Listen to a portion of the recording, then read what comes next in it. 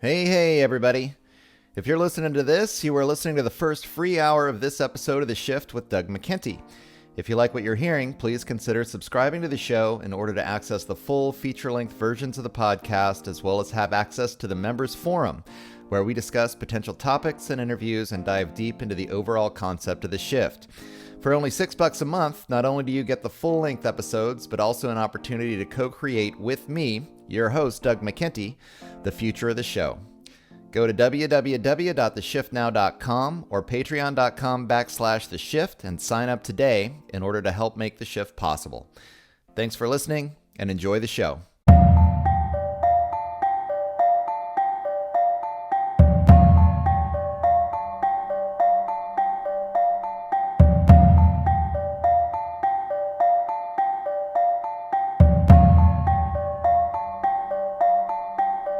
Good morning, noon, or night, whenever and wherever you are listening to The Shift. I am your host. My name is Doug McKenty.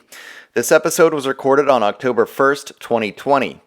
If you like what you're hearing, find out more about the show at The Shift with Doug McKenty on YouTube and Facebook, at dmckenty on Twitter, or on the web at www.theshiftnow.com. Today I welcome activist George Roche to the program. George is currently a leading member of the Ontario, Canada chapter of The Line, a movement dedicated to drawing healthy boundaries between individuals and an abusive state apparatus which has imposed draconian and unconstitutional lockdown measures upon the citizens of Ontario, despite the multitude of scientific, economic, and legal arguments which clearly limit the government's power to do so.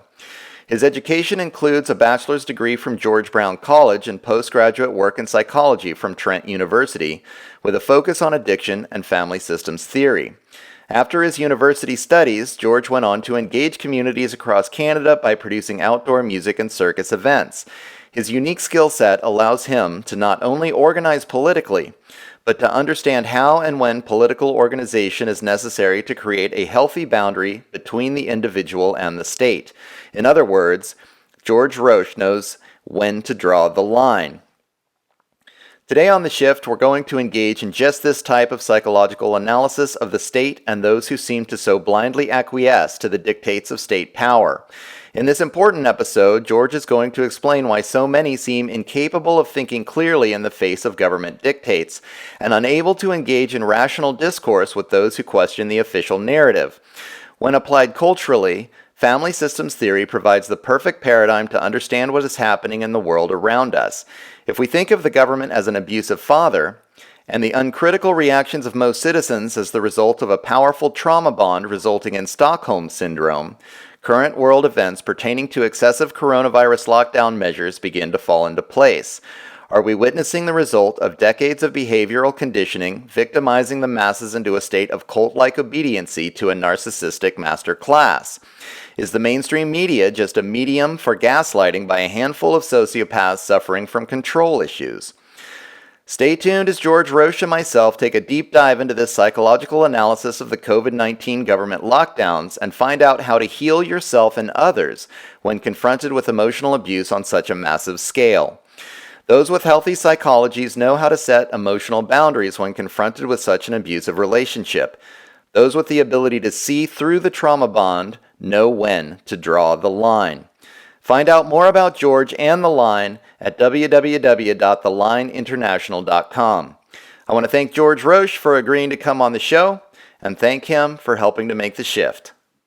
Hello, ladies and gentlemen, and welcome to this, the 54th episode of The Shift. I'm joined today by George Roche. We're going to have an interesting conversation today about why it's so difficult to wake people up. Why can we not talk about so much of this information that we discuss on this program without triggering people into some kind of a situation where suddenly you're just not allowed to talk about it anymore.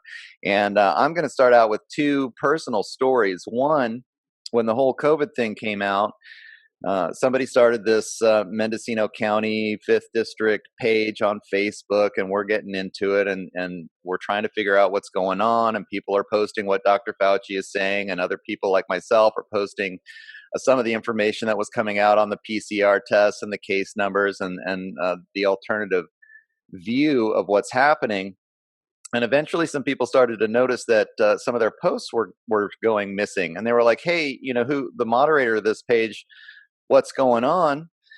My post is missing. And eventually this person finally just came out and said, those of you who post something that Dr. Fauci does not agree with, I'm going to eliminate your post because you're posting misinformation.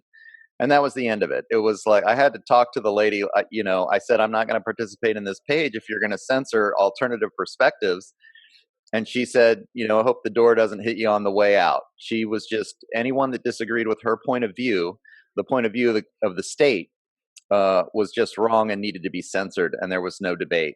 And it just crazy that we're in a situation where some people, a certain segment of the population, simply can't view information that doesn't agree with the state or corporate narrative that we're just being fed by the mainstream media. The second story I wanted to bring up, I'm at a friend's house just last week. I'm having a conversation with another friend of ours, and she's asking me about the PCR test. We start talking about Carrie Mullis, the inventor of the PCR test. And the conversation kind of went into the AIDS crisis, and I was discussing that I've been having conversations on the podcast and on my other podcast, the Roundtable discussions, with multiple scientists, and many of them are frustrated about the PCR tests and saying that Fauci is doing a very similar thing that he did with the AIDS crisis, where they also used the PCR test to diagnose AIDS, finding a lot of people who had AIDS, turning it into a big crisis. And so we were discussing the scientists' point of view. I wasn't even saying it was my point of view. I was just saying the people that I'm talking to were upset about with Fauci because of the way he was using the PCR test with AIDS, and now they're upset with him again because of the way that they're using these PCR tests to create this coronavirus pandemic. Right. When there's problems with the tests. Well, the guy from 10 feet away, he's talking to somebody else, and he turns to me and he says, "You just can't talk about that here. You just can't talk about it." And I looked at my other friend. We were like, "What?"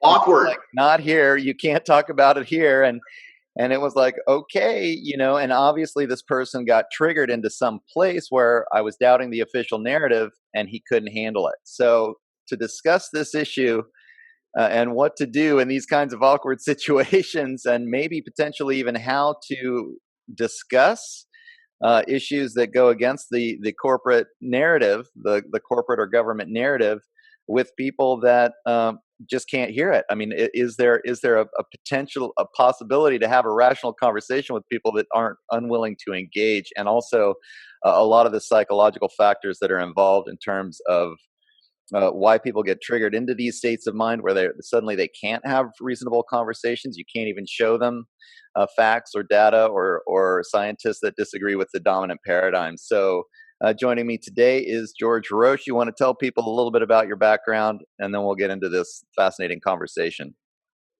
Thanks, Doug.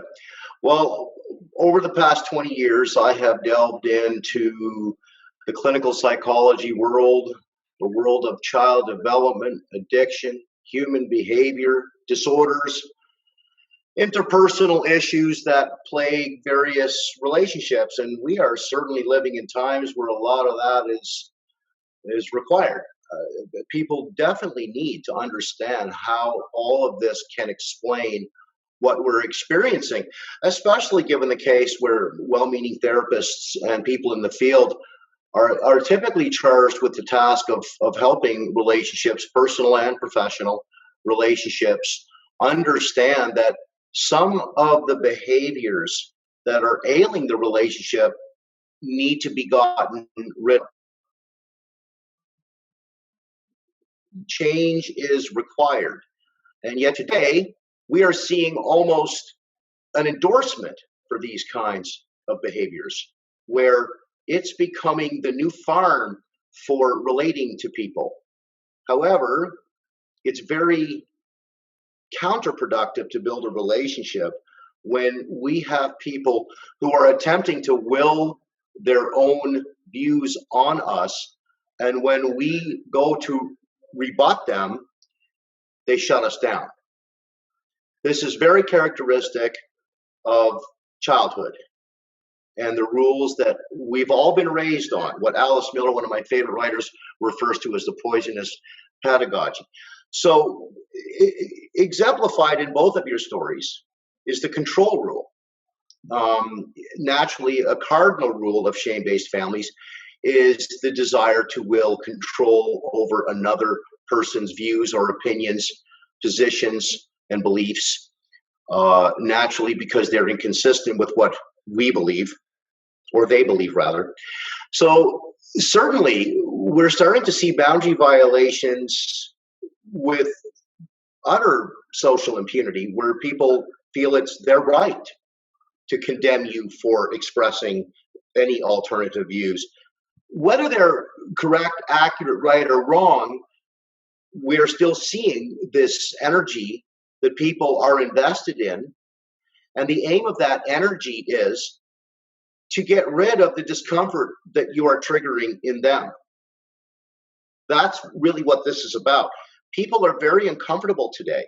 So when you begin to bring up subject matter that is in conflict with what makes them feel comfortable, naturally you're going to get a lot of resistance.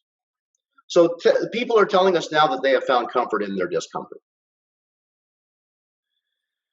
Will you just go ahead and give people a little bit more about your personal background just to establish your expertise here, and then also discuss your political actions with the line up in Canada, just so people understand like where you're sitting with the COVID situation and then the psychological backdrop and expertise that you bring to the larger picture here. Certainly. So I'm the media relations director for the line, and we've been hosting protests in Toronto every Saturday at 12 o'clock at Dundas Square. And the turnouts have grown tremendously because people are trying to find some comfort in these groups and in places where they can be accepted for their awarenesses and their knowledge. As a person who has studied psychology for, as I said, close to 20 years, I spent 4.5 years in university studying child development, studying mental disorders, various topics that today not a lot of people are thrilled at delving into. Right. Because this requires them to begin to take a look at what they don't want to take a look at, which is themselves. So we're seeing a lot of attacking going on social media, significant disagreements. To be assertive is to be aggressive rather than to say, hey, I don't mind speaking with you, but I would like you to bring some science or some awareness to the conversation that's relevant. If you're afraid of our existence today, then maybe you need to take a break until you can rationally reconnect with the subject matter that we need to all debate today and be made aware of, rather than attacking. I've always said to people, where there's attacking, skills are lacking. So knowledge is required. Now, I don't want to judge anybody for that. Everybody has their own way of dealing with things. But what we're dealing with on a large scale right now is what I refer to as the problem of the wounded inner child. Today's traumas and today's events are triggering significant old and unresolved issues in many people who are finding it difficult to cope with current circumstances as well as past. But those two coalesce together. So we have a lot of surges of anger, we have a lot of fear, anxiousness, anxiety, and people can't make sense of that. The reason they can't make sense of that is simple. When one's mind is operating under the impact of repressed emotion, the one thing they can't do is think. They don't know what they need and they don't know what choices are. To throw expert information or expert critique at a person who's in that state of mind is ineffective. Mm-hmm. It won't be received. Because until the emotional content is resolved, the information cannot be stored in memory. So in reality, we have significant repression. The repression is a product of oppression. I can't remember who said it, but one of the most dangerous things today is the oppression of the child. That hasn't changed. because that child is going to seek his or her freedom later in life. And sometimes in many inappropriate ways. We have a lot of addiction. We have a lot of abuse going on right now. Right. We have a lot of people who are dumping their frustrations on innocent chumps, innocent people, which is very uncomfortable to the people who actually want to know what's going on, who are actually willing to do the hard work necessary to acquire an understanding that makes sense to our current state of affairs. But unfortunately, people seem to be more engaged in argumentative styles of relating because it becomes, they are creating more of a competition. And right now, there are people who prefer to be on a mission. So relationships, by their very nature, are not supposed to be competitive. They're supposed to be unified. Right. And right now, what we're seeing is a conquer and divide strategy again.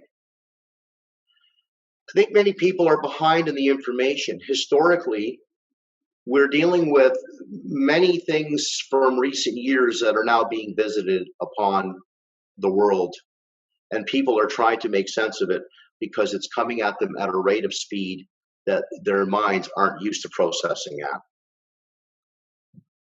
Yeah, that's absolutely true. We've got so much stuff going on so quickly, and then so much of the information is frightening, and so the fear is going to trigger any of those psychological triggers that put you back into that fear place if you were raised in a situation of oppression. Where I want to try to make this connection actually between interpersonal relationships and then like our cultural situation, because what I've discovered and in my previous conversations with you, where we've been going is that you can actually analyze family psychology, and then you can take that kind of practical everyday experience where you're raised in a family, you get married, you're raising children within the family unit, and then form these more archetypal concepts that occur there and apply them on a meta scale to a culture, and say, suddenly the government, for example, can become, I mean, they call it big brother for a reason. It becomes the father figure. A lot of, in our previous conversation, I think we described our relationship with the government in a lot of ways as a relationship with an abusive father. So can you go into some detail about this ability to extrapolate interpersonal dynamics and psychology within the family unit, and then how we can apply this analysis on a national or cultural level? Absolutely. So when we look at family, we are looking at the ground that builds character, that formulates our personalities, that teaches us how to relate to ourselves and to others. Now, I spoke of the problem of the wounded inner child. Naturally, growing up in families, families are a social system. They have rules, they have roles that people play in them, and you learn your place in that family. In dysfunctional families, they orchestrate life to tell you how you should be. In functional families, they orchestrate life so that you get to become who you are. Now, the latter, if you were fortunate enough to grow up in a family where life was orchestrated so that you become who you are, then you have a solid sense of who you are, and you have a solid sense of who you like to be around and who you attract into your life, because you have been given the sustenance to determine that. Mm-hmm. That is not going to be the case when children are raised in a family where they are told who they should be, controlled. When parts of them are accepted to the exclusion of other parts, they start to realize, I have to behave a certain way here to be accepted. So certain things about me are not okay. I got to get rid of those. I now become split. So if my anger is not good, my sadness is not good, my thinking is not good. Where did you get an idea like that? We don't think like that in this family. You know, I remember as a child saying one day I felt sad, and they said, "What's the matter with you? Why are you sad? What's there to be sad about? I'm thinking, well, I must be crazy. I could have sworn I was sad. Right. Right. Your feelings aren't Well, validated. Yeah. right. Yes, exactly. You were made to be an invalid. So what happens to a person when they grow up with those kind of circumstances? Yeah. They start to realize that they must behave a certain way in order to be accepted in groups, whether that's at school, whether that's at work, whether that's at marriage, et cetera, et cetera. This wounded child is coming back because the child will remember. So what happens now? There are parents who didn't do the best they could. They loved their children. They just didn't know enough.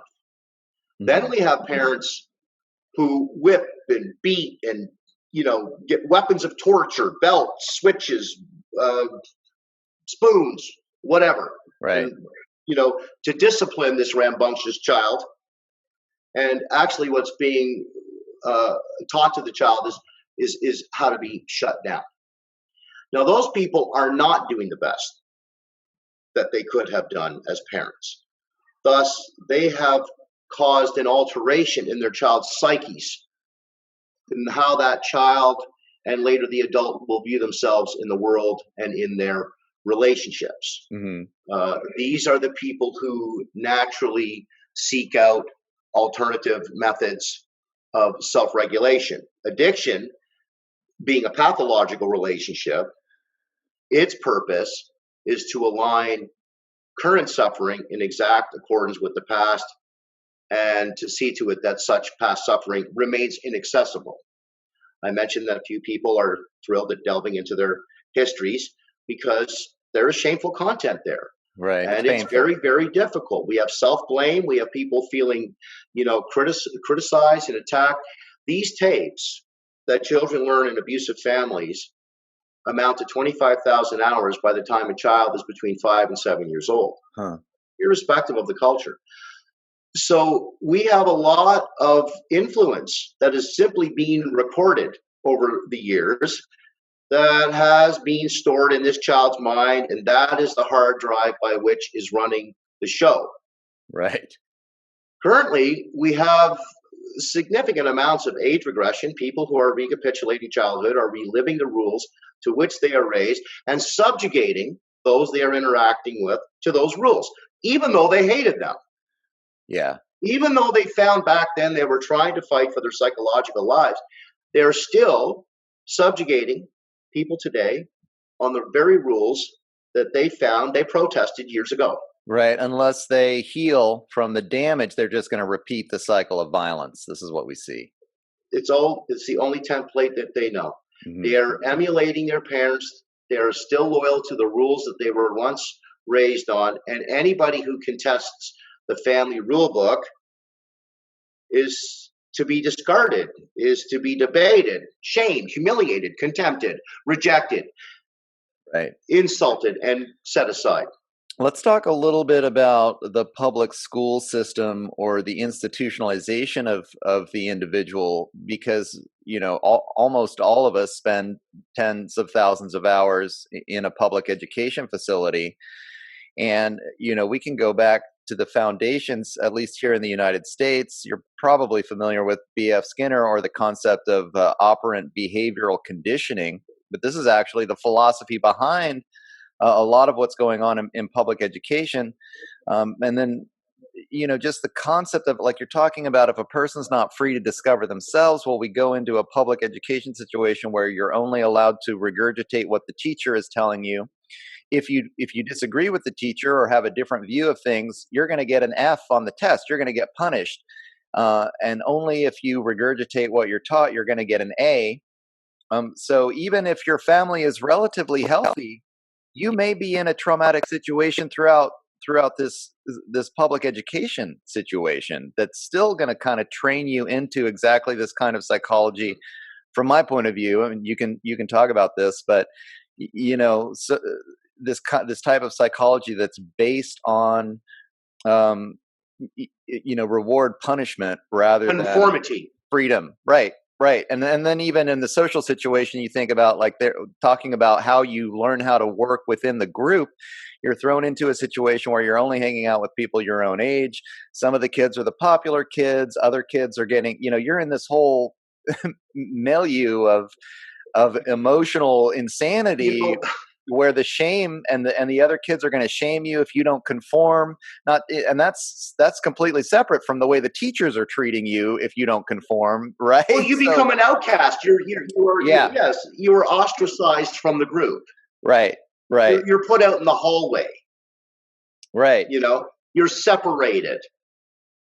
yeah, It's like Johnny gets asked to come up and solve the problem on the chalkboard. He can't do it. Johnny sits down. Susie, she gets it right. Everyone's clapping. How does right, Johnny feel? yeah, exactly. He feels he feels like a heel. Now, whether or not that was the intent, a child feels immediately um, separate from the group. Yeah, They don't have a sense of belonging. A sense of belonging is vital. That's why we have all these people jumping into groups right now, because they want to find people who are like-minded. That's not something that changes from childhood. Children are attracted to children. Here's somebody who speaks my language, operates at my level. They instinctually know that.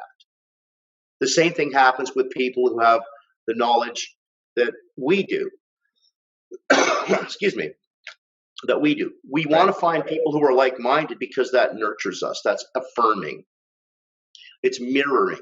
It gives us a sense of ourselves. When people are gaslighting or disapproving of people, they naturally come back trying to get more of what they're being denied, especially if it's human sustenance. hmm, So, I've said many times before that incomplete people come out of wanting to get, and complete people come out of wanting to give. A sure sign of what you're dealing with. So we have a lot of what's called somnambulism going on. right, Spoke of schools. Schools are notorious for this because schools demand compliance. They demand conformity. There's a curriculum. You are subjugated to that curriculum, which is put forth by our governments, by our educational ministers. hmm, It's rarely ever questioned. We've seen all kinds of obsolete information winding up on the on the desks of our children, without any real analysis about the value of what we're teaching them. So we have a bunch of people who know generally the same stuff, growing up in the same uh, country, the same community, the same town, state, etc., right. who generally are walking with the same information. There's nothing uncommon about it. There's nothing new. No new surprises can be Right. expected. They've all congealed into their final selves. It's so funny that I mean, we hear so much about diversity in the culture today, and yet no one would doubt, it seems, or very few people are saying, yeah, the public education system needs to be wildly diverse. Different communities should be teaching different things. You know, everybody Well, still wants everybody to learn the same thing without understanding that if we all just know the same stuff, we're living in a really homogenous society. And then those people who go outside the box learn something different. We're outside the system, then we're dealing with this same kind of we're being ostracized from the group. it's supposed to be the differences that make the difference. Right. Right. Suddenly we're treated as flawed if we're different, Yeah, yeah, which this is very is contradictory. this is the strangest thing to me too, because everybody's got to recognize that if humans are going to evolve, if we're going to discover a better way, if we're always getting better and better at being human, then somebody's got to come up with a new idea somewhere. And so I don't understand why we don't have a culture that praises the difference, when somebody is different and strange and has new ideas. And instead, this amazing pressure for conformity, which we could even get in now to the hierarchy of the patriarchal culture that we're existing in. But of course, those on the top of the hierarchy are the ones that are benefiting from this homogeneity amongst the rest of us. They're the ones that can drive social change, because the rest of us are scared to be different. Mm, yes. And just just to talk about using education maybe as a control mechanism, and it just simply benefits those at the top of the hierarchy rather than the communities and the localities and the individuals that are trying to change things to improve their life situation. Well, it begs the question, how interested are we in teaching the best that we possibly can teach? How interested are we in doing the work necessary to acquire that knowledge so that we provide the best we can provide to our youth or our children? How much work is being done in that regard? Right. We're not paying enough attention to inform the public, to inform parents or families in general. That's why we have this problem of sleepwalking. Now, it's ingrained. People have asked me before, why is it so difficult to get people to wake up and realize? Well, my usual response is, it's not your job to wake anybody up. Mm-hmm. Your job to work on your own A game, to master your own history, and to look at how that impacts you in your reality. It really is a lead by example. Nobody has the job of waking anybody up, and when you realize how difficult it is to wake yourself up, you realize what a task you have in front of you attempting to wake up anybody. It's virtually impossible to do that kind of work. Right. We can encourage the discouraged. We can respect the disrespected, but we cannot control the outcome of their lives. And this is where the helplessness for people takes root. They would love to be able to see everybody operating in harmony, singing from the same music sheet, if you will, all playing different instruments, but in the same key. Well, we're seeing a lot of sour notes today. The band is divided. There's so many different views being tossed around, and many of those we can trace right back to that person's upbringing. Mm-hmm. So when you talk of cultural, we're not seeing a unique understanding. We're seeing a repetition compulsion, the urge to repeat what one has been reared on. Remember, it's all they know. It's the only reference point that they can possibly make. So when you talk to somebody and you're able to determine that they are asleep, it's very interesting that a person who is awake knows what it's like to be asleep, mm-hmm. especially if they've gone through the awakening process. Sure. But a person who is asleep has no idea of what it is to be awake.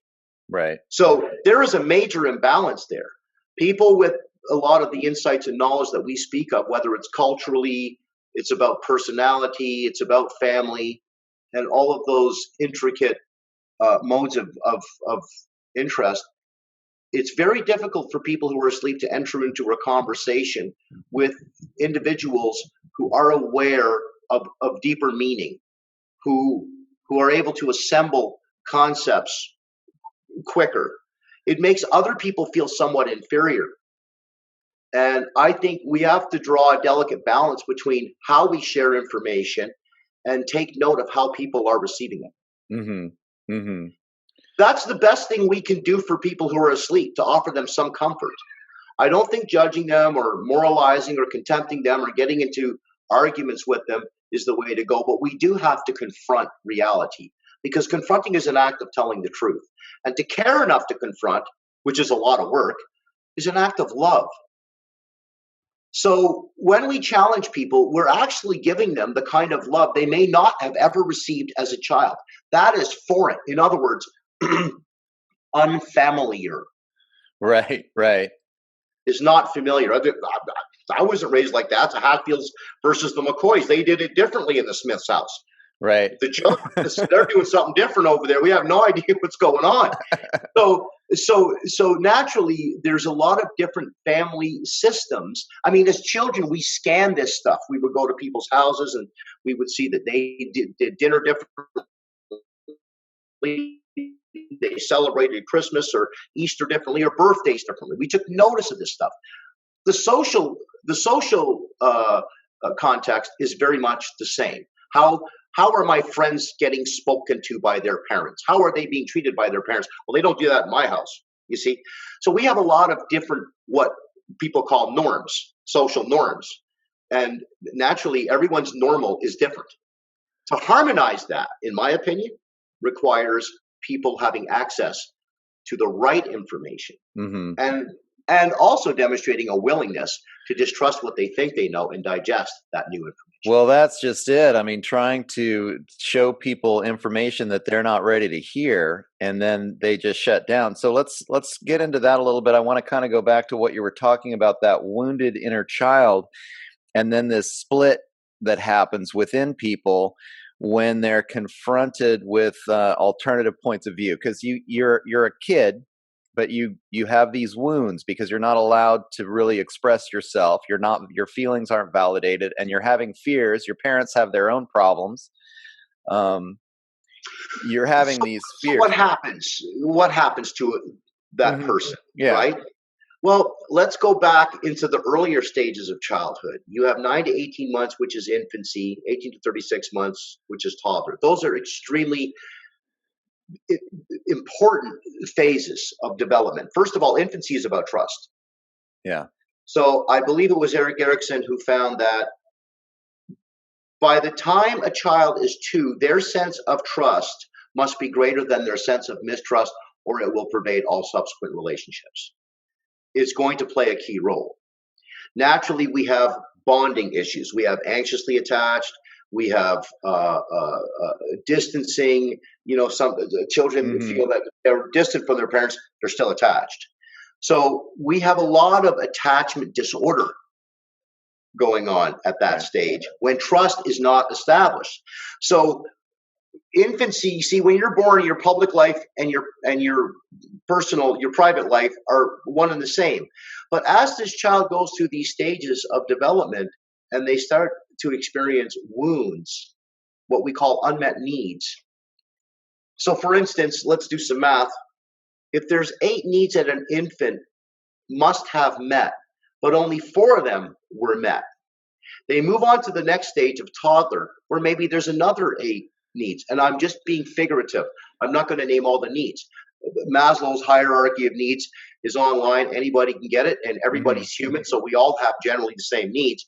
You can do an inventory of your own upbringing through some of this information. You can delve into this stuff, but for the purposes of our conversation, when an infant travels to toddler with 4 unmet needs, those are 4 wounds. They must be reconciled in order for completion to have taken place. But if they move on and they go to toddler, and then there's 4 more needs or wounds accumulated in their developmental phase, now we have 8 needs. We have 50% of an infant and a toddler. Now let's get into preschool. How's that going to manifest in preschool? Difficulty working with others, or completing assignments, or sharing ideas, not cooperating. We're seeing that today.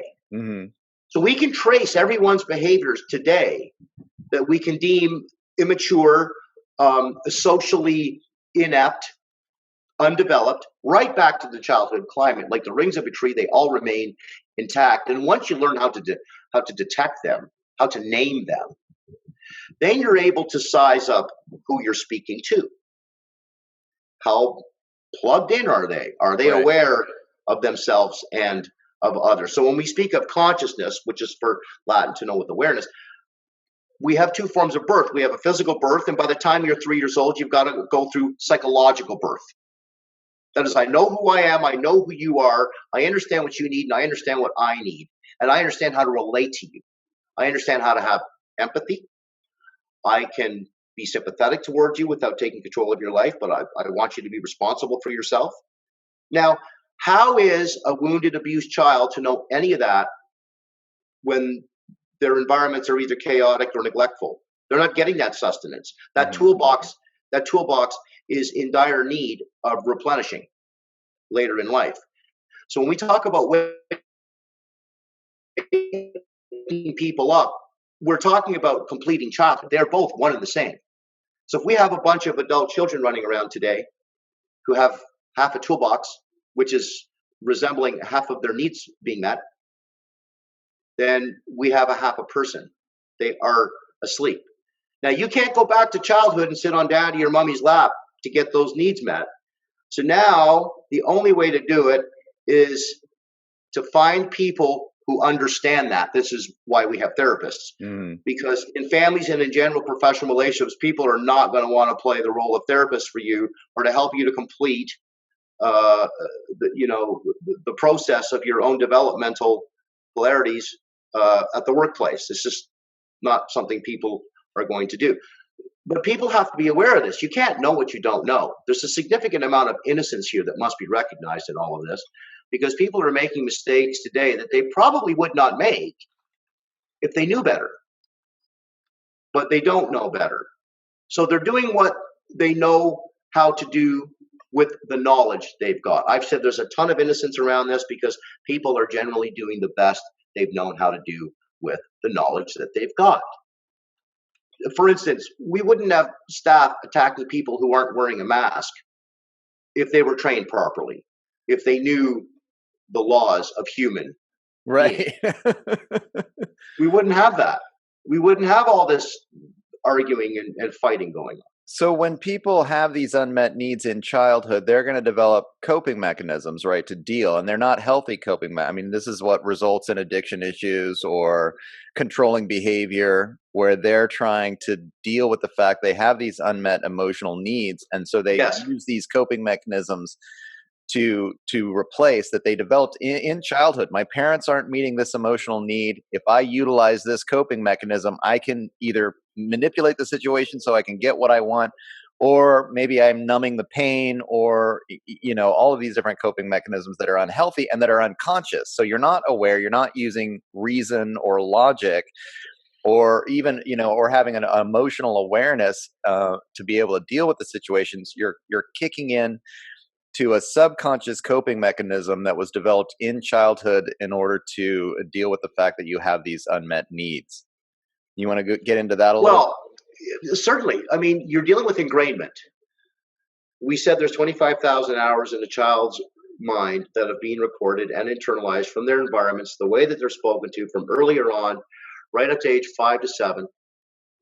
We have these parent tapes. So when you refer to coping mechanisms, most of which are really defenses, what we call ego defenses. But we have people that grow up in abusive homes that continue to pick one offender for their relationship after another.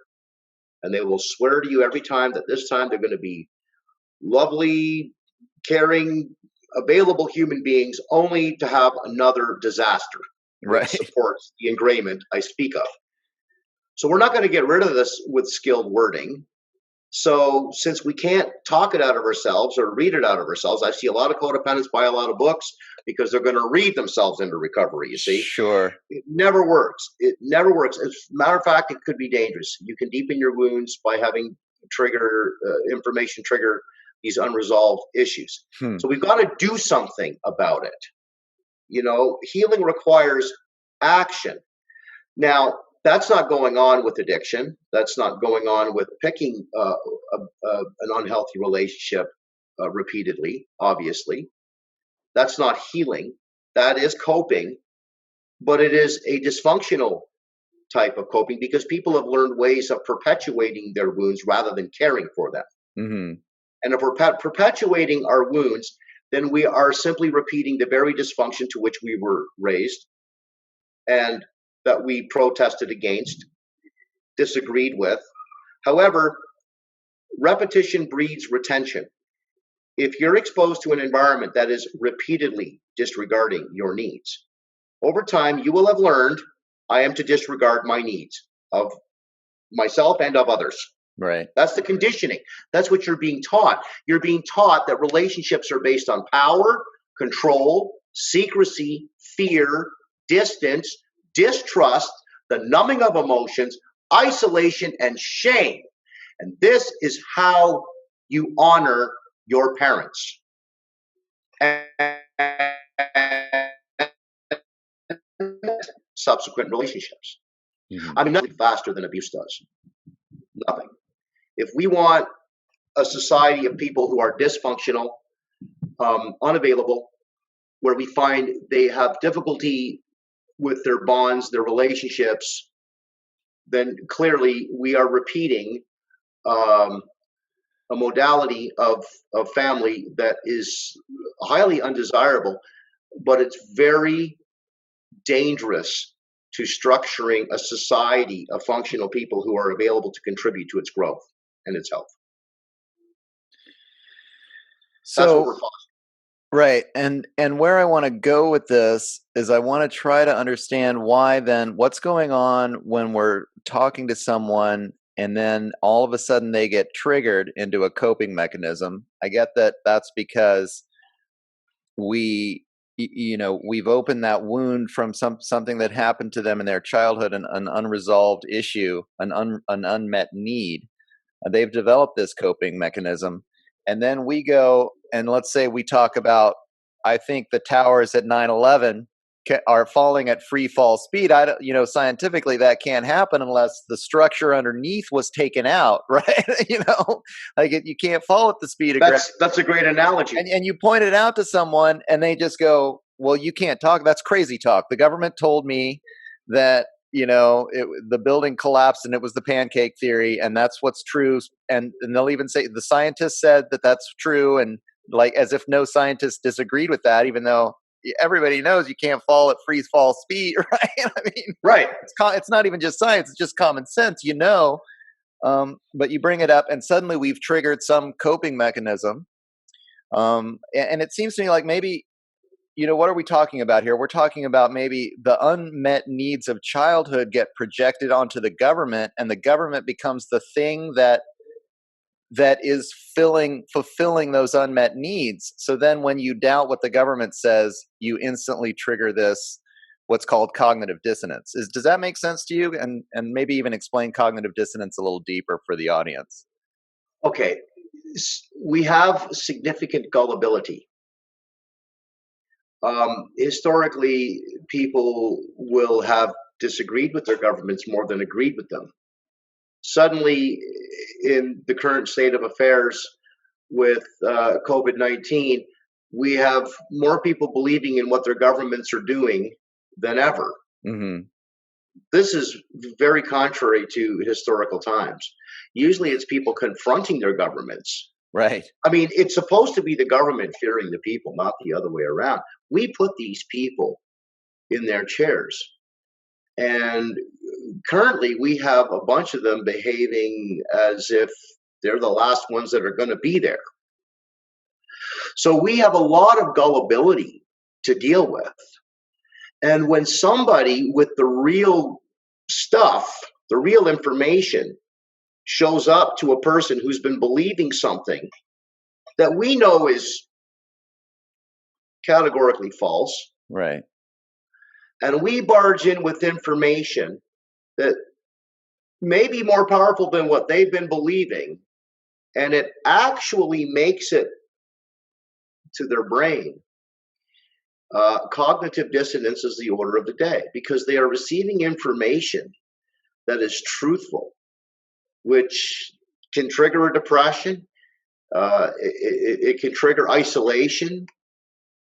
It triggers people in having to re-examine what they thought was true.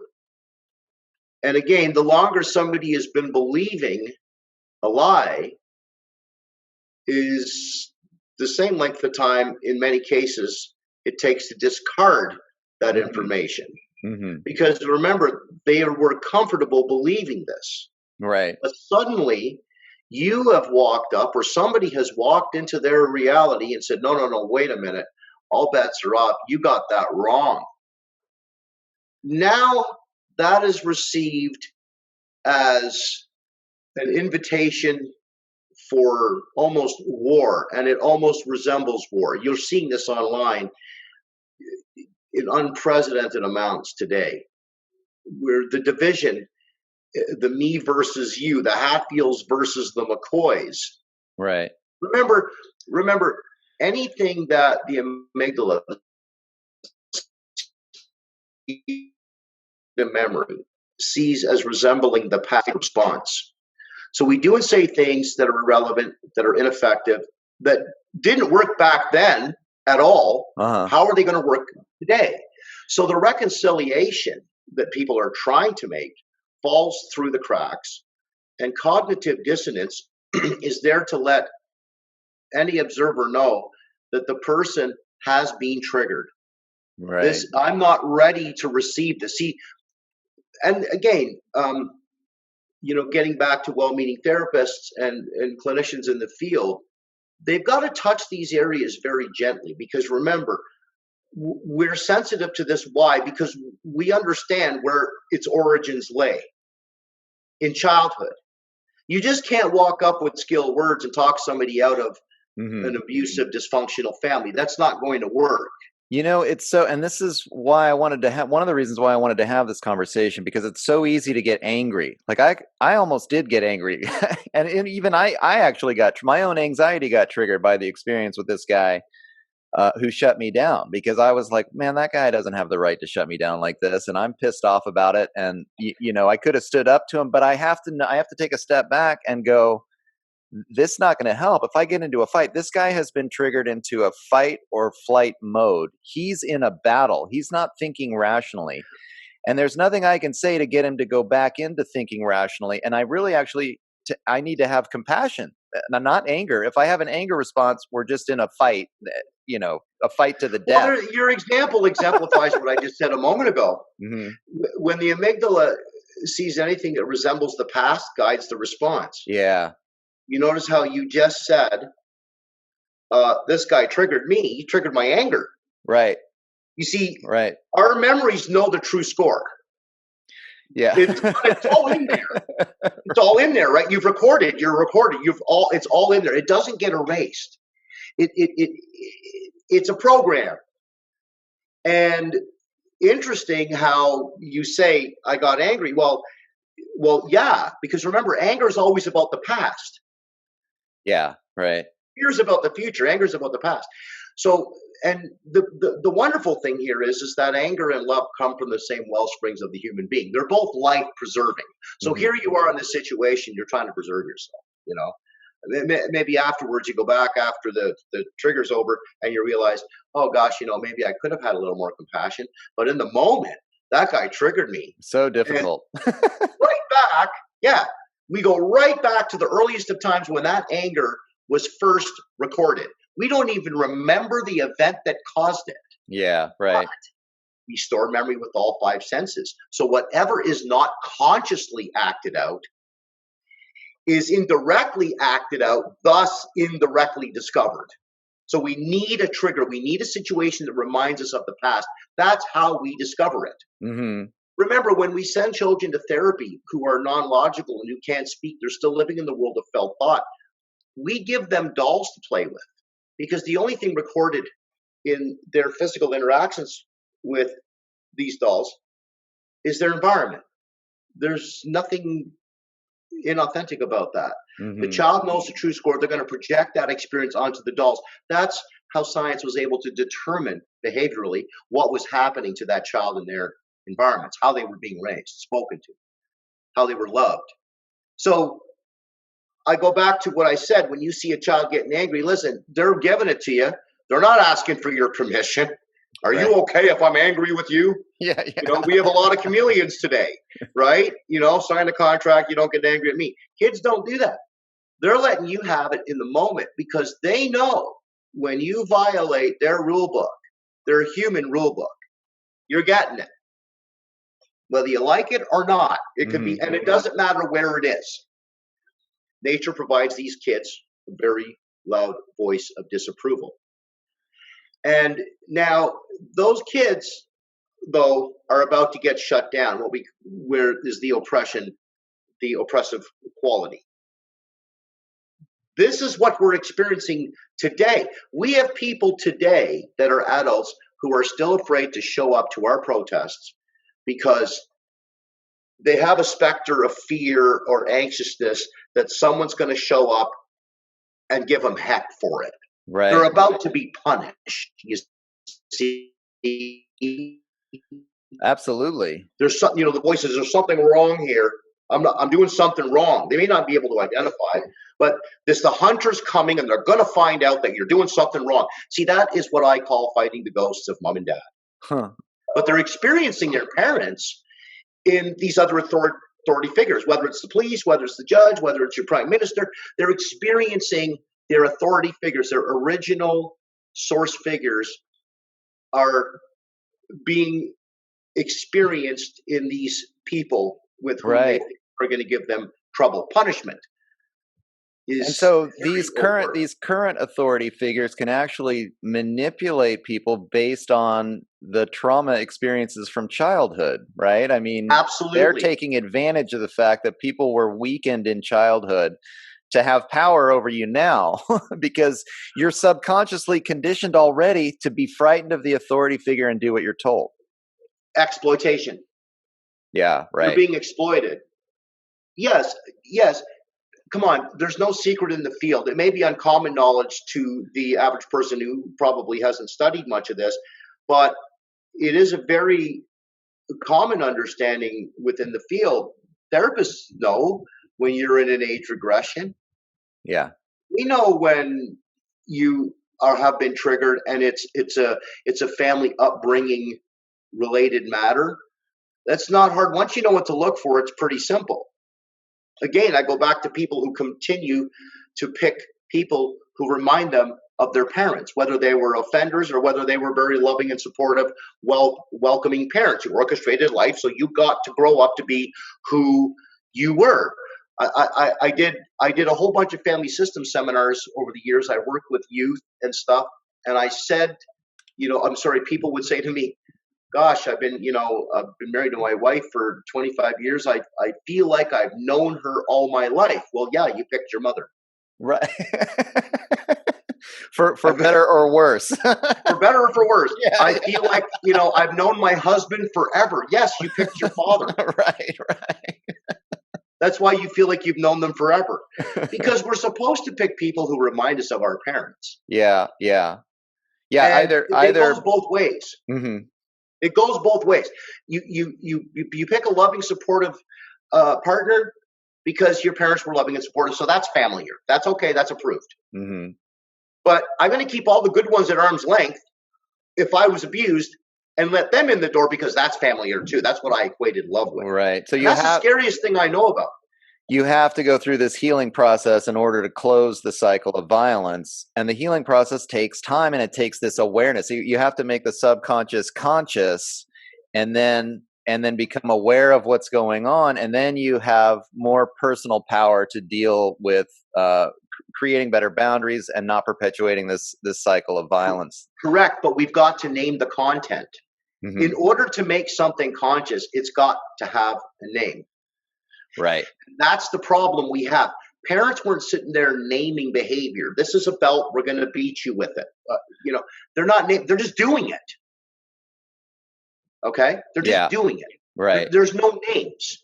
You see, you don't know you have this problem until you get into a relationship. Codependency, neurosis, mm-hmm. Clinical depressions, personality disorders. You don't know you have these problems until you get into a relationship because the marriage or the coupling is going to trigger these issues. And that's the opportunity that is presented to people to get to work on this stuff. Because remember, what heals abandonment, trauma, or neglect, or abuse? And again, all of those are used synonymously to describe the environments of various people who are seeking to heal. If you don't do the work, you cannot take somebody where you haven't been. You can't give what you have not got. So doing the work is essential, but the purpose of a loving, healthy relationship is to heal childhood wounds and abandonment trauma, which means we get a different response this time around. Mm-hmm. Right. Don't repeat it. We get a different response this time around. And if you're fortunate enough to find somebody who understands what you went through at some deep level, then you are truly blessed with a loving relationship. Somebody who will stick by you unconditionally and give you that positive regard that you failed to receive as your family. You have a great chance at recovering the parts of you that have laid dormant, that you have split off and disowned for many years in the service of gaining approval. Mm-hmm. What we're using our addictions to manage. today. Well, so now let's continue to extrapolate this out to our relationship with the authority figure. In the case of the government, it can be described as a patriarchal, hierarchical authority figure, where if we're raised in an environment where our emotional needs are not met, then we develop an attachment with this authority figure, the government, who's now going to meet our needs.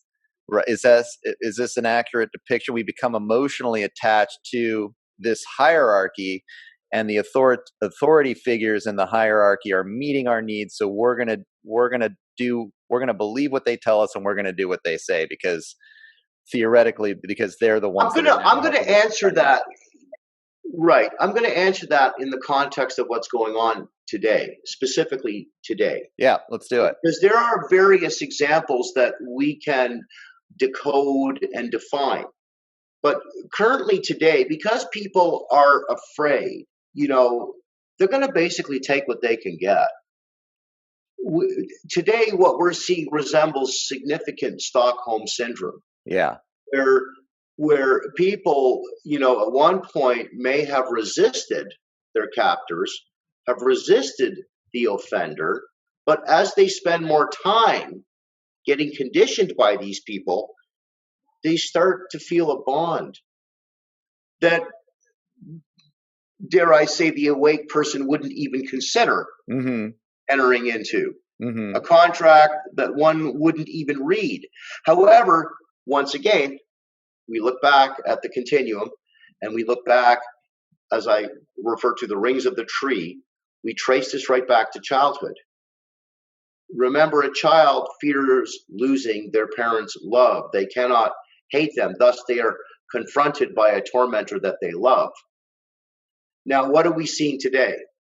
We're seeing people who are believing in what their governments are doing, despite obvious evidence to the contrary.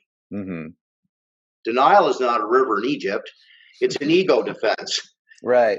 When life situations become intolerable and painful and unacceptable, denial comes in, like a mirage in the desert. And there's all kinds of forms of denial, like minimizing and theorizing and analyzing, dissociating, distractor addiction, staying busy all the time so you don't get that feedback, don't want to know. I don't want to know anything contrary to what I believe because I'm comfortable right now. Actually, that's finding comfort in your discomfort. So they're relating to their governments in a very similar way that they did their parents. In other words, they're allowing them to get away with some of the violations that are so apparent to many of us. And yet the sleepwalker would accept them for what they are at face value, question nothing, say nothing, because I'm in survival mode. Yeah, it's interesting hearing what you're talking about in terms of the difference between. I mean, we're using these terms awake and asleep, and I want to get into this, because I understand why we use those terms, but I also understand, like, if I'm not, say, a conspiracy theorist, or if I am trusting my government right now, I'm not going to like being called asleep, right? So I just want to try to kind of explore these ideas, and what I think I'm gonna do is I'm just gonna tell, like, my own personal story. Like, I've already mentioned 9/11. Like, we clearly, at this phase in my life, I can look at those buildings and go, they fell at the speed of gravity. There's no way that they could have done that unless the structure underneath was destroyed. That's just common sense. The foundation. I see that now.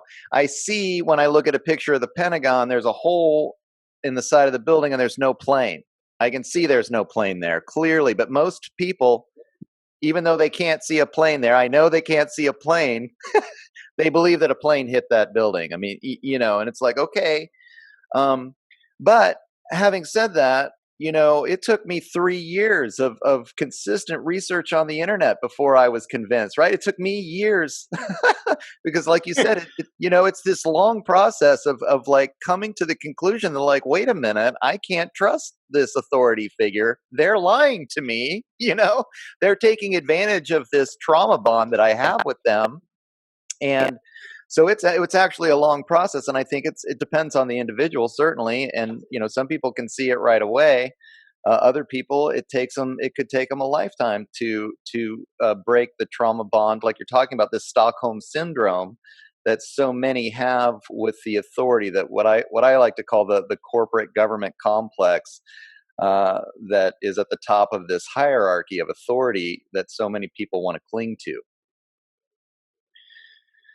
Yeah. Well, again, you're delving into cognitive dissonance. Right. You're talking about positive and negative hallucinations. I'm in this current situation here right now, so I'm going to positively hallucinate and experience myself on the golf course to get Right. out of where I am today, to get out of the situation. Yeah. I got to imagine I'm on the golf course. See, we have to be able to will and unwill fantasy. When a person is asleep, they live by the fantasy. To accept things for what they are, it starts with you have to accept who you are in the circumstance. And when we talk about self-acceptance, we're talking about living in reality. Remember, people ignore much reality, especially painful reality.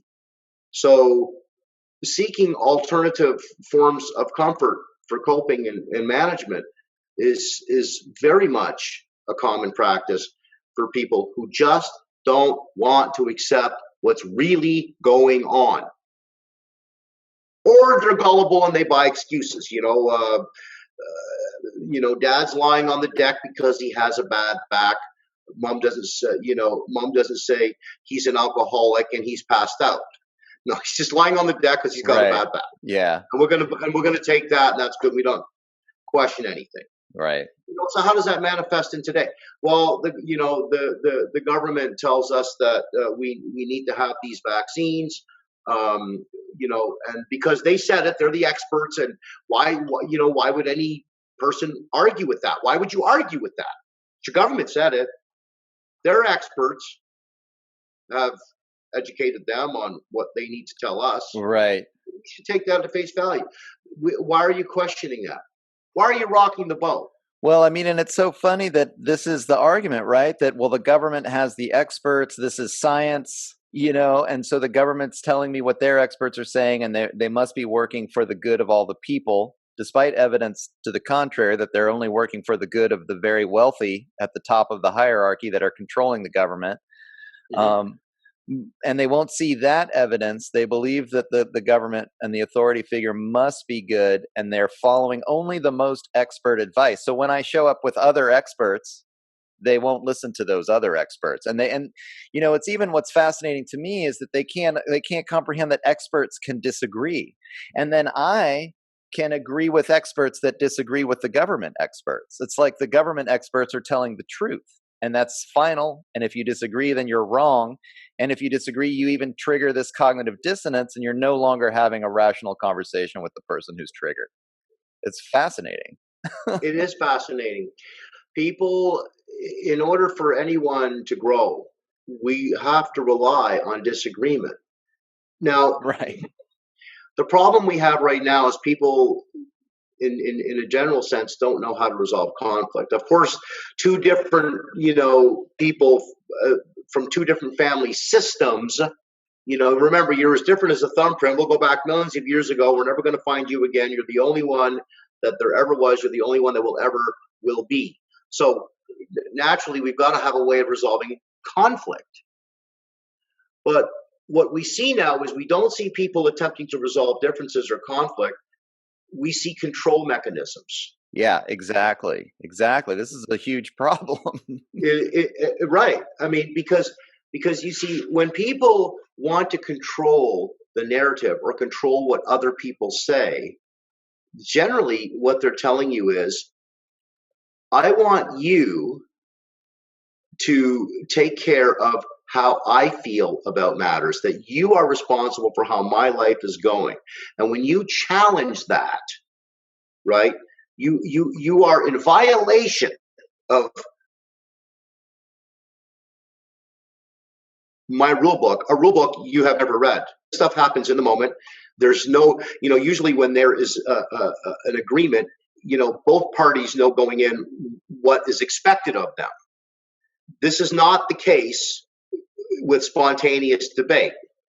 If everybody had internalized a rule book that's fair and balanced and is equal and applicable to both sides, I mean, when you watch a hockey game or a soccer game, you're hoping that the ref is going to ascribe to both teams Right. the same rule book. Yeah, I mean, theoretically, it's like you're dealing with two different things I'm thinking here, which is funny. I mean, one is that everybody's feelings have to be validated, but two, the rule book, at least in a debate, can be, in terms of understanding logical fallacies and trying to have a reasonable discussion. Like, hey, we're having a conversation, and A equals B, A plus B equals C, 2 plus 2 equals 4, and let's just follow each other's line of thought. And even if we disagree at the end of it, at least we've really explained how we feel to each other in a comprehensive way, according to a playbook, this playbook that we could call reason or logic, Yeah. But people, when they get triggered, man, both of those things are out the window. They're not validating your feelings at all. They don't care.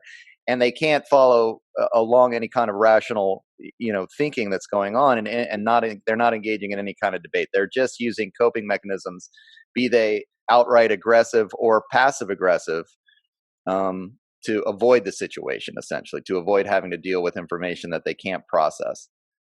The rules that create this kind of dysfunction, there's no shortage of writing about them. Bowen has written about them, Bradshaw, Alice Miller, Virginia Satir.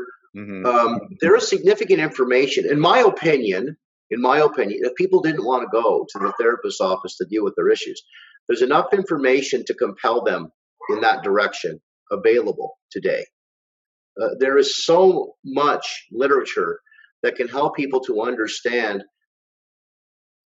with a healthy sense of shame, without personal blame, self-blame, or guilting others and shaming other people the same way they were as children, that led to their need for this information in the first place. But the rules of control, the no listen, the no talk, the no feel, the unreliability, keep the same fights going for many, many years without any real resolution. And then the incompletion rules, where we don't get our needs met, mm-hmm. are predominant even today. So I say again, control, no listen, no talk, no feel, unreliability, and incompletion rules are the ingredients for dysfunction. Remember, I said that people who grow up in dysfunctional or abusive homes are being taught that relationships, and a root word of relate, are you're being taught that power, control, secrecy, fear, distance, distrust, the numbing of emotions, isolation, and shame are how you manage a relationship. Mm-hmm. And when you break those down, look at all of those elements, and they are prevalent more so today because we have significant fear going on. Sure. False evidence appearing real. People reacting to what isn't true to the exclusion of what is. Mm-hmm. Absolutizing. Not, yes, it is. No, it's black and it's white. See, there's no growing there. The opposite, the mystified opposite of generativity is stagnation.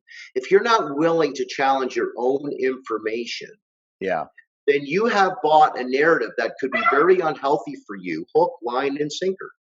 And this is what we have got to extricate people's minds from, and from encouraging them to do.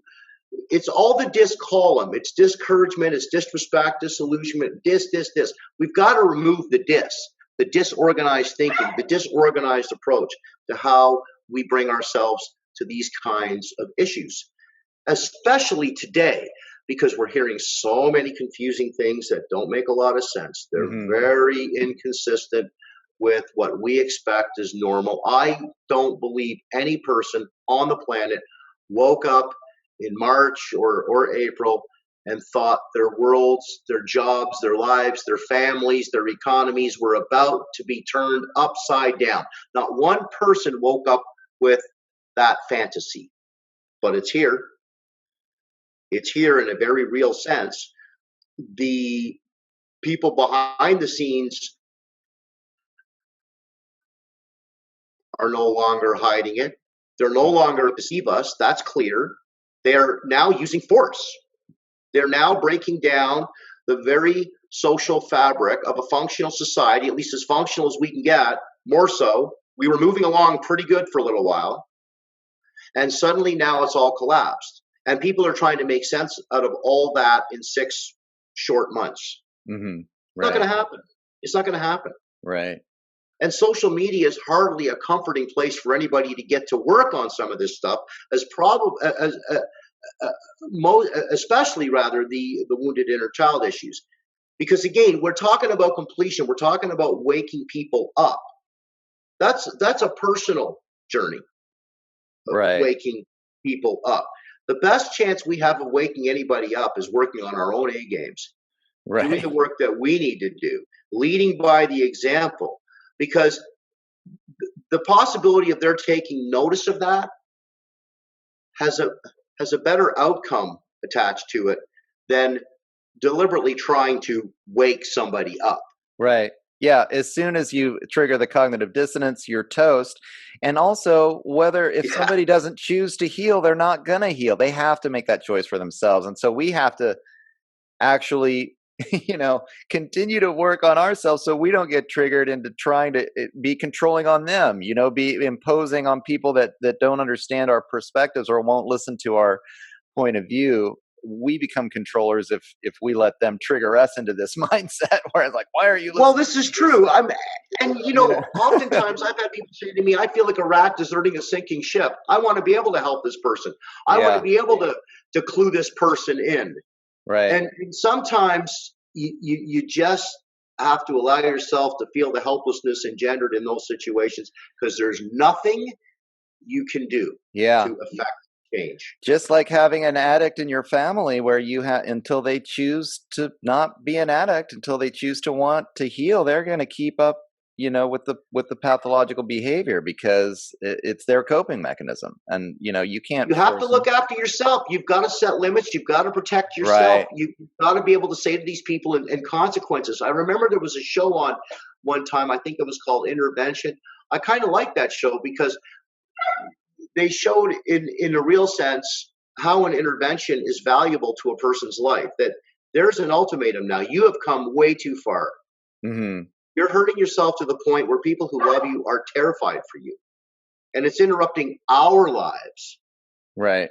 So now it's sink or swim. If you're not coming with us, then you're not with us.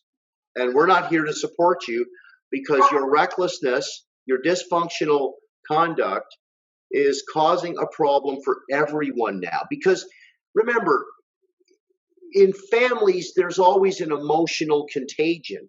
Like everyone gets it. Like the cold that shows up at the front door. Right. Johnny gets it. Before you know it leaves the front door, everyone has to get it first.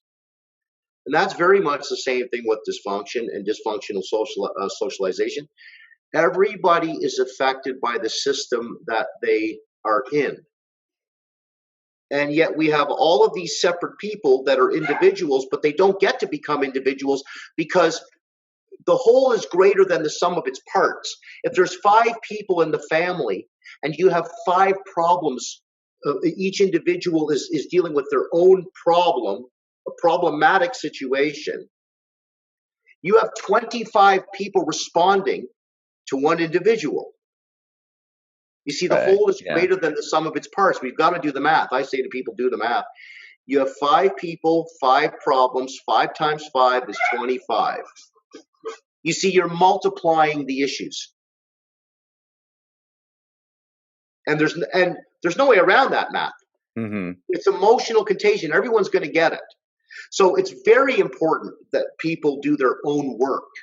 Least they inadvertently dump it on innocent others, project it onto innocent others, or blame innocent others for the condition they are in. Well, and this projection is something that often happens to people using this term who are awake, for lack of a better term, because you're trying to explain some facts to, I get treated like I'm just a crazy person. When I'm trying to have a rational conversation and show some empirical data to someone, and then here's my critical thinking that I've applied to this, they can't pay attention to it and they pretend like I'm crazy, or I'm irrational. And Yeah. I'm happy to be irrational. Show me where my logic is flawed. Please help me out here. I'm just trying to figure things out. But they're not engaging. Um, I'd like to kind of segue here. Maybe we got another half hour or so, and I really wanted to talk about the pathology of the system and get into the bigger picture of how, like, what is the government and why are so many people sucked in to this abusive relationship with it to the point that they can't, they're not really thinking for themselves. They've just given up their individuality into thinking like whatever the government says their experts believe, pretending like science has proven. The government tells me this scientist says this. The government must know this is the consensus of all scientists, and science says this, so all rational people will think this. I mean, this is a kind of a argument that I get all the time from a lot of people who, instead of looking at the science for themselves or comparing the science of the government to the science of other people, and I want to maybe start off with this one, and we can go back to talking about the coronavirus, and because you had mentioned a few minutes ago about fear, and how fear is going to naturally trigger almost everybody into whatever trauma. They're going to remember the trauma that they had as a child, the needs that were not met, and then they're going to attach themselves, in many cases, to the government, which they now perceive this authority is fulfilling those needs that were unmet in their childhood. And so with coronavirus, the first thing, the first red flag for me and a lot of other people out there who are trying to think for themselves and seeing what they're being presented with, was when the government first came out, and then the mainstream media. And this is another thing we can touch on, because the mainstream media, I think, is way more controlled than most people realize. They can't believe that it's so controlled. Like, how is it that the government can control all this information? It's boggles people's minds. But we'll get into this. But the first thing that happened was they come out with the case fatality rate of COVID. They say it's 3%. 3% of the cases are dying. And so, oh my God, well, what's the case fatality rate of the flu? They say, well, that's 0.1%. So, COVID is 300% or whatever worse than the flu, and everybody's, scared out of their mind. So this put people in an initial fear state. Now, the 0.1% actually wasn't the case fatality rate for the flu. The case fatality rate for the flu is much higher than that. 0.1% is the infection fatality rate for the flu. So here we have all of these journalists all at one time confusing the case fatality rate with the infection fatality rate and comparing apples to oranges to make COVID look way, way worse than it is, and scaring the bejesus out of everyone. And because that was pushed all across the board, millions, hundreds of millions of people saw this and said, my God, COVID is hundreds of times worse than the flu. How is it that the mainstream media, first of all, can do this? Like, what is it about the hierarchical system, or what's going on that so many people are so confused that these journalists aren't doing their jobs? How is the authority figure so powerful that it can have this level of control? I guess it's just shocking that this level of misinformation. I mean, even with 9/11, right? I mean, we're sitting here having a conversation about 9/11. Not one journalist in the mainstream media could figure out that there's a hole in the Pentagon that's way too small for an airplane, and there's no airplane parts, there's no wings, there's no engines, there's nothing.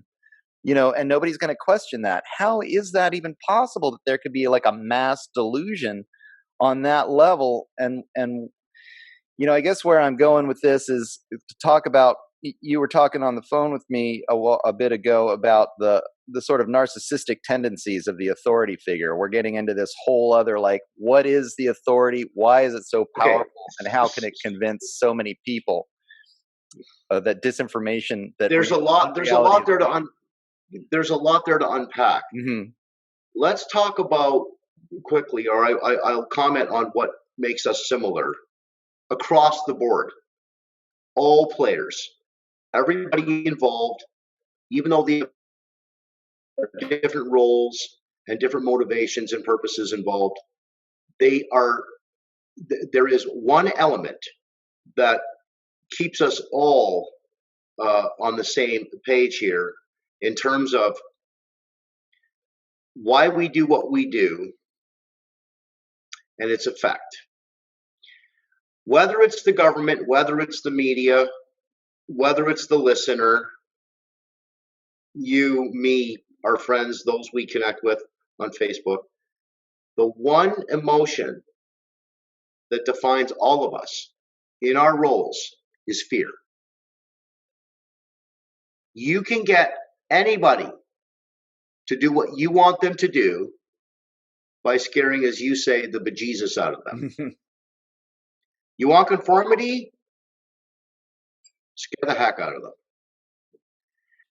So here, I'll comment on the media because I've said, even myself, I've posted that, and I've been very outspoken about this now ever since I've uncovered some incredible information of my own to corroborate my own position, having done my own work. Mm-hmm. is that the media is a major part of the virus, probably a larger virus than the one they're expecting us to believe is floating around out there, inundating our hospitals that aren't inundated, killing people that aren't dying from said disease, and inflating numbers and making alterations, as proven by various independent media sources who obviously aren't popular. This is not a popularity contest anymore. Mm-hmm. This is not about who likes us or hates us anymore. This is about, if we're going to survive, it's important that we know what we're talking about fearlessly, without the fear, the false evidence appearing real that I spoke of before. And to be fearless means that you trust who you are and what you know. Not for codependent, wounded adult children who came from dysfunctional families where they were disapproved of, shamed, humiliated, played with, and ignored like dolls. It's not for them. This is why I say it's impossible to wake somebody up, because that's a lot in and of itself to unpack in a short conversation. We aren't talking about picking strawberries here. We're talking about putting lives at risk, people's careers at risk. We have whole industries that have collapsed. Musicians out of work, technical people, incredible artists out of work. Everybody is struggling on the backs of the fear that has been bestowed upon us. This is not something we chose. Nobody has chosen this. I don't care what walk of life you're from. You were brought into this against your will. And now, in addition to that, you've got to figure out why all that is. And we're not getting the answers that we need. All right. And do you have a website that you want people to go to find out more information, or find out where to get more information about the line and these rallies? www.thelineinternational.com and The Line Canada. Catch us on Facebook at The Line International, The Line Canada. Any comments or requests for interviews or information about The Line, get us at media@thelineinternational.com. All right. Very good, George. And thank you so much for being on the program. I'll just take a second to say that I have been your host. My name is Doug McKenty. You're listening to The Shift with Doug McKenty. I am on YouTube and Twitter at D McKenty. I'm on YouTube and Facebook at D McKenty on Twitter.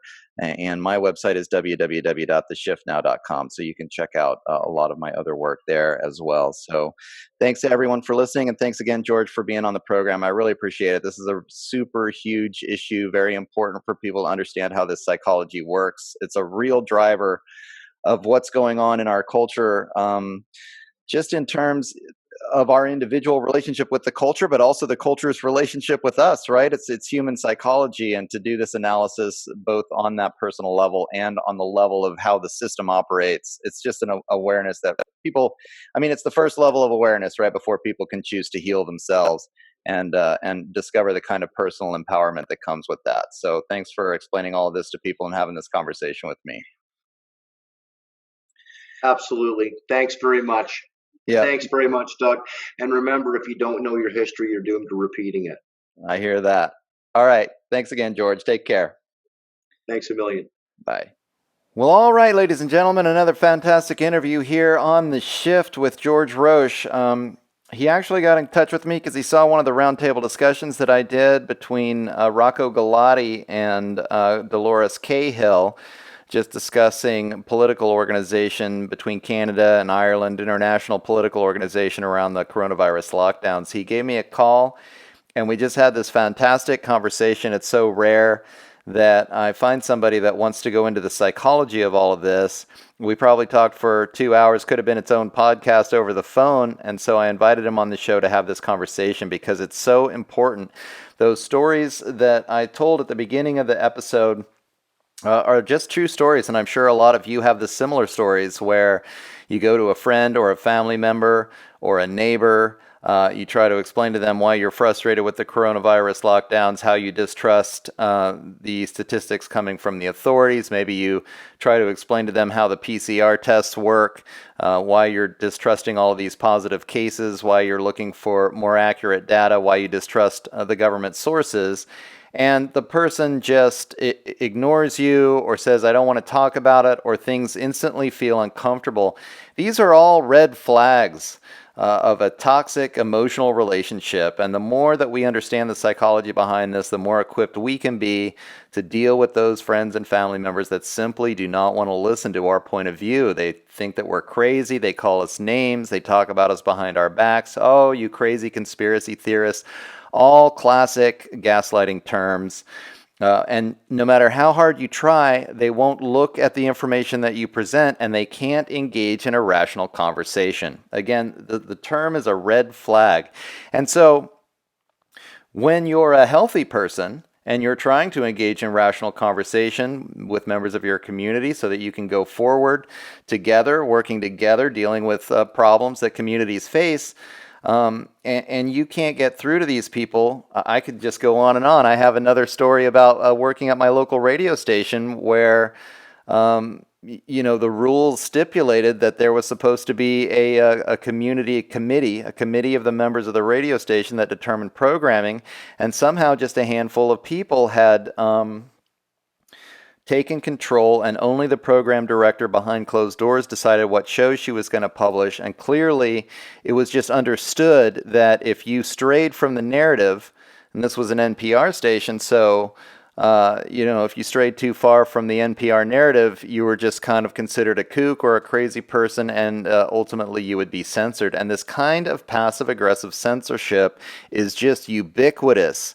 Across communities across the United States, across the world. You're just not allowed to talk against the mainstream narrative, the government corporate narrative. And so what's going on, and how do we deal with this?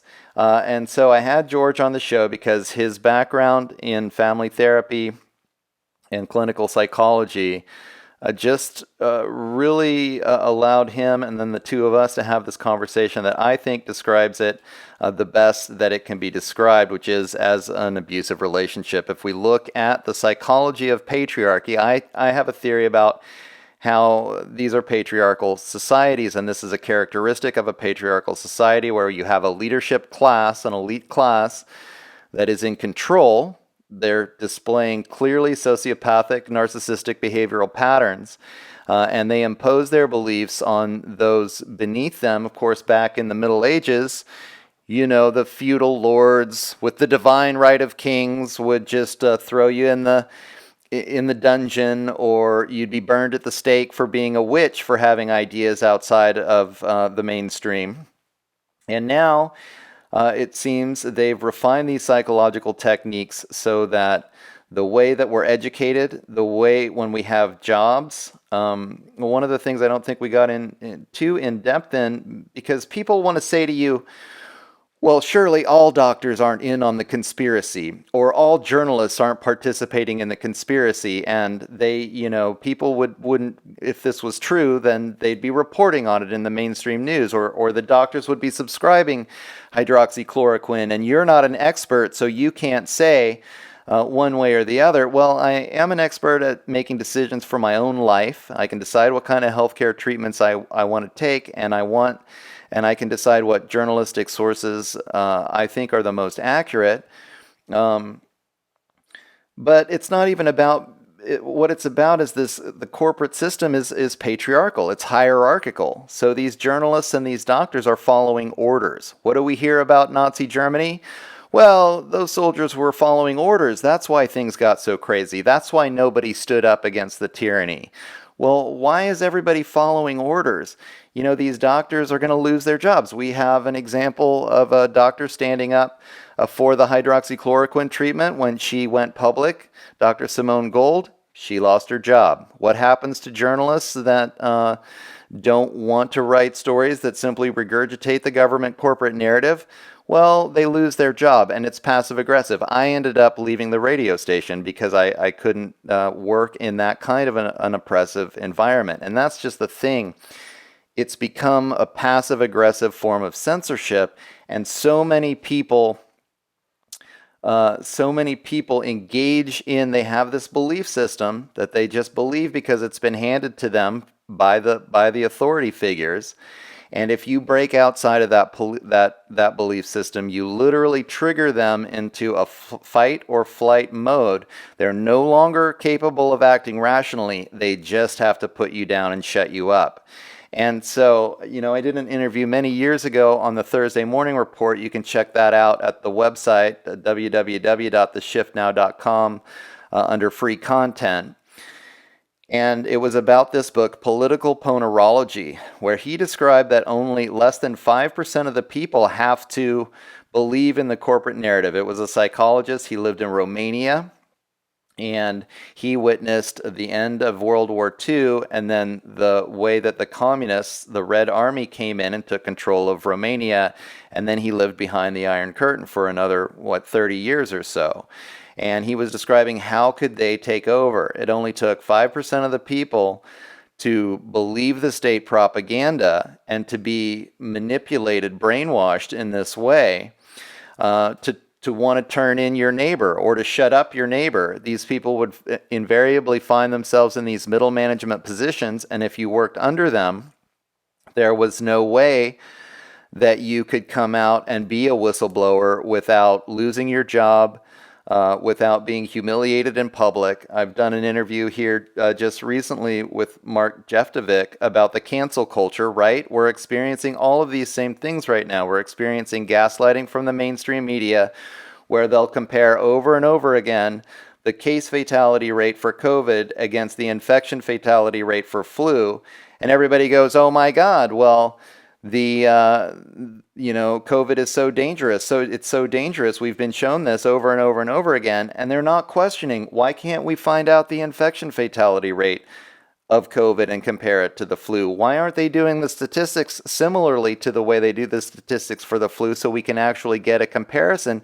And when you bring this up, they don't want to hear it. They don't want to talk about it. The experts in the government and the corporate hierarchy are telling the truth. And if you speak out, then, the cancel culture will shut you down.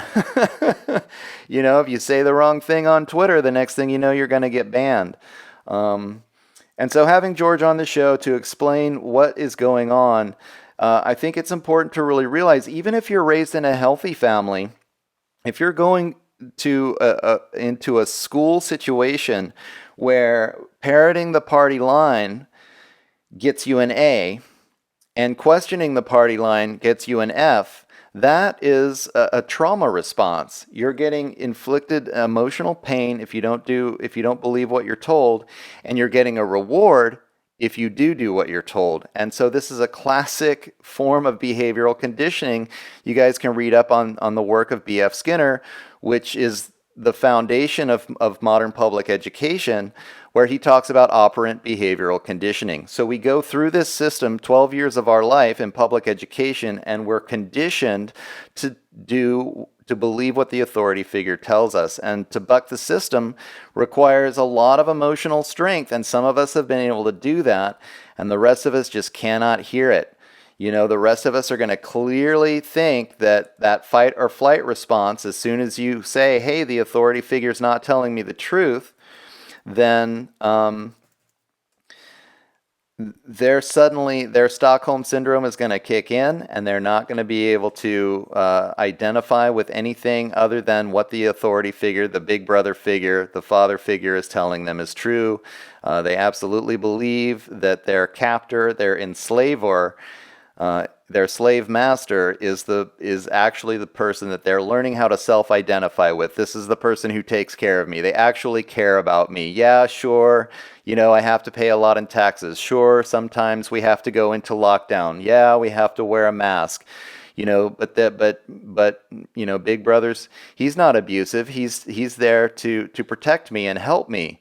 And it just blinds people from the fact that behind the curtain there are these billionaires controlling these organizations, these public-private partnerships that are being very controlling over all of our lives, and they don't have our best interests at heart. So I hope that you enjoyed this interview with George Roche. I think the information is really helpful. It helps to explain why people can't engage in rational conversation when you bring these topics up. And hopefully it points to a way to understand it around emotional health, right? I mean, it's challenging. It's challenging to try to change people on this level. It's easy to get frustrated. It's easy to get angry. That's only going to trigger people more. We have to learn how to deal with this with compassion, and also understand that while it takes 5% to shut us down, it only takes 5% to turn things around as well. So if you can just wake up one or two people here and there, if you can just make yourself available and have them come to you when they start to see that things don't make sense, when they start to see that a building doesn't fall at free fall speed if it's pancaking. Only if the structure has been destroyed underneath can a building fall at free fall speed into its own footprint, right? And of course, countless other examples like that where people believe, hey, there needs to be a plane in the Pentagon, not just an empty hole. We should see some kind of debris there if there was actually a plane.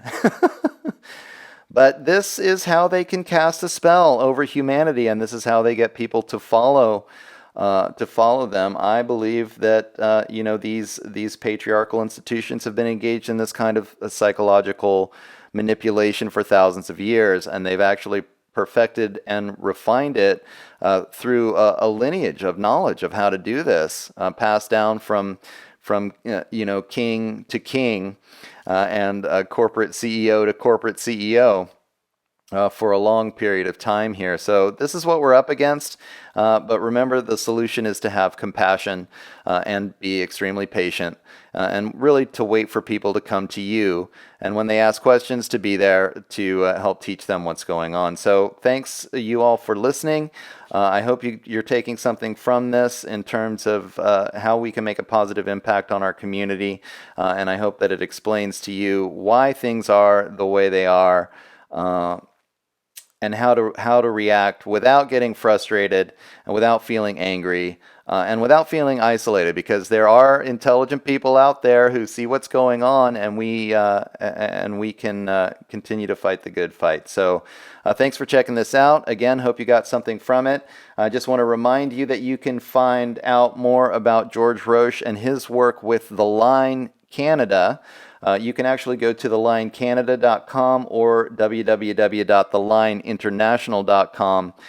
And of course, you can find out more about The Shift at The Shift with Doug McKenty on YouTube and Facebook. I am at www.theshiftnow.com on the web, at dmckenty on Twitter. And remember to like and subscribe and share if you find these videos or the podcast anywhere out there. I am getting pretty heavily shadow banned, so the podcast is basically distributed through you guys. You can also check out my other work at Transparent Media Truth on YouTube, or www.transparentmediatruth.com, where I do the roundtable discussions as well, trying to get the word out, trying to interview as many experts and professionals as I can, so that we can continue to fight this information war. So thanks again to you all for checking us out. I'll be back again next week with an interview with Dr. Thomas Cowan, talking about his book, The Contagion Myth. So you all have a great day, and I'll talk to you again next week. Take care.